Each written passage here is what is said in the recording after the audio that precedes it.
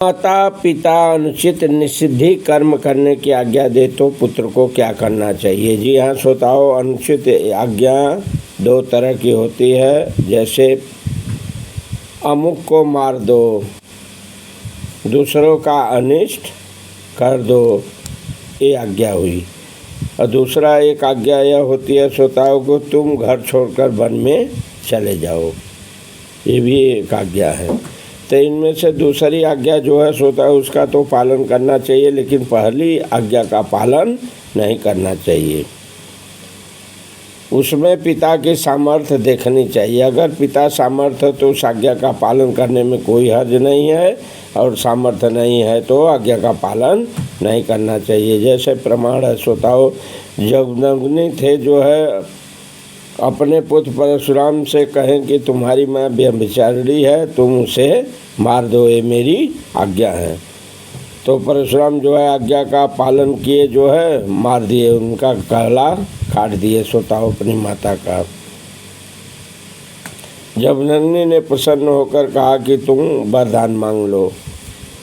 तो परशुराम जी कहें कि माँ और भाइयों को जीवित कर दो और उनको मेरे द्वारा मारे जाने की बात याद न रहे। जमदग्नि ऋषि कहें ठीक है, ऐसा ही हो। सब जीवित हो गए श्रोताओं। तो श्रोताओं कहने का मतलब अगर पिता सामर्थ्य नहीं है और वह अनुचित आज्ञा देता है तो पुत्र को उस आज्ञा का पालन नहीं करना चाहिए। कारण कि अगर पुत्र उस अनुचित आज्ञा का पालन करेगा तो पिता को नरक होगा। तो श्रोताओं, जिस आज्ञा के पालन से पिता को नरक हो, दुख पाना पड़े, ऐसी आज्ञा का पालन क्यों करें। अरे सोचना चाहिए कि मैं भले ही नरक में चला जाऊं पर पिता नरक में न जाए। ऐसा भाव होने से न पुत्र को नरक होगा श्रोताओं और न पिता को होगा। तात्पर्य है कि पिता को नरक से बचाने के लिए उनकी आज्ञा भंग कर दें पर अनुचित काम कभी न करें।